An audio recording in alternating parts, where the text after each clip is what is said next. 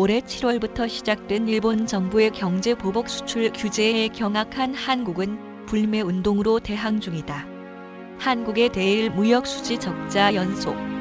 식민지 지배 시대부터 계속되어 온 뿌리 깊은 반일 감정으로 불매 운동을 벌이는 것은 아니다.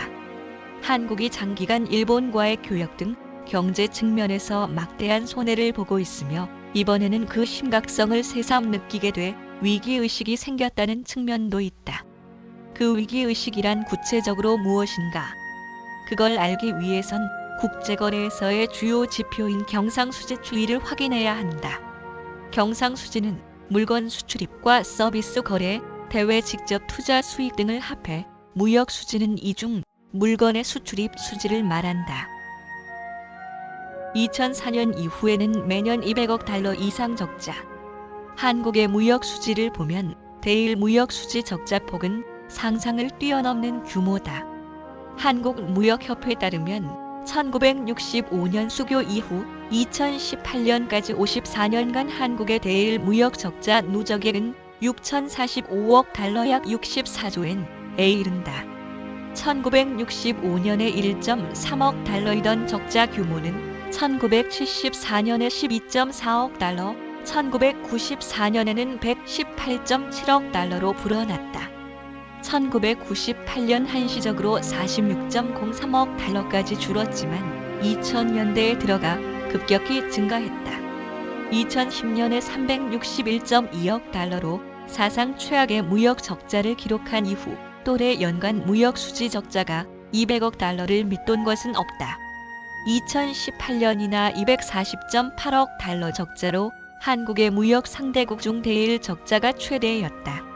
1965년 이후 대일 무역에서 한국이 흑자로 돌아선 적은 한 번도 없다. 올해 상반기에도 100.5억 달러 이상의 무역 적자를 냈다. 각각 한국의 제조업에서 큰 점유율을 차지하는 반도체와 디스플레이 제조의 핵심적인 부품과 소재다. 이번에 일본 정부가 수출 제한을 발표한 세계 품목도 이에 해당한다. 적자 총액 240.8억 달러 중 150억 달러 이상이 부품 소재에서 발생한 것으로 파악됐다. 2000년대 이후 대일 적자가 급증한 이유. 공통된 것은 이들 부품 소재는 불매 운동을 벌이는 일반 소비자에게 친숙한 소비재가 아니라 기업용 산업재라는 것이다. 이번 기회에 한국 제조업이 갖는 현재의 체질을 강하게 개선하지 않는 한 산업재에 대한 높은 의존도와 대일 무역 적자를 해소하기는 쉽지 않다. 1965년부터 1980년대까지는 대일 무역에서 적자를 보면서도 그 규모는 심각한 것은 아니었다. 그런데 2000년대 이후 그 규모가 급증했다. 이유가 뭘까? 전문가들은 이때부터 한국의 대일 수출 규모가 줄어든 배경에 주목한다. 특히 중국이 저임금 노동시장에서 확보한 가격 경쟁력과 단기간에 쌓은 기술력을 쌓아 제조업 분야에서 한국의 경쟁자로 급부상했다. 그 결과 중국산 제품이 세계 시장에서 한국산을 대체하는 경우가 2000년대 이후 급증했다. 일본에서도 2010년 이후 상황은 더욱 나빠졌다. 한국 수출품의 영향력이 일본에서 약해지는 동안 한국은 대일 수입 점유율 감소와 관계없이 부품과 소재의 일본 의존도를 낮추지 못했다.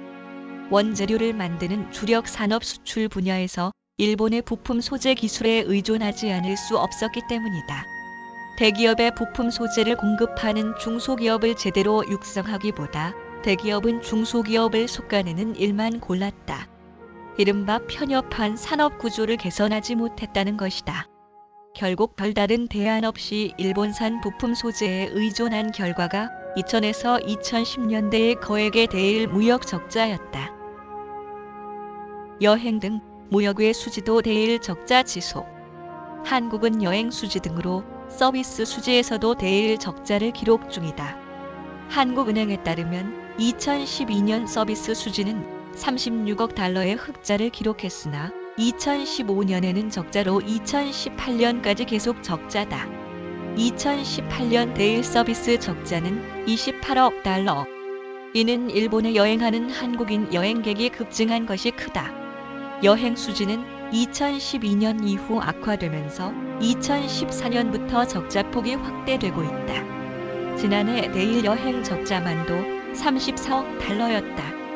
여행업계에 따르면 한국 최고의 여행사 하나 투어 일본행 상품 신규 예약자 수는 7월 하루 평균 500에서 600명 정도, 1100명 정도의 이전 예약자 수를 비교하면 반감되고 있다. 다른 여행사들도 비슷한 상황인 것 같다. 다만 일본 내에서 반한 감정이 깊어지고 한국을 찾는 일본인 관광객이 줄어들 경우 어느 정도 상쇄할 수도 있을 것이다. 또 한국 자본이 일본에서 기업을 설립하는 것보다 일본 자본이 한국에서 기업을 설립하는 경우가 많다. 지난해 외국인 직접 투자 잔액 269억 달러 중 일본에서는 21.4%를 차지했다.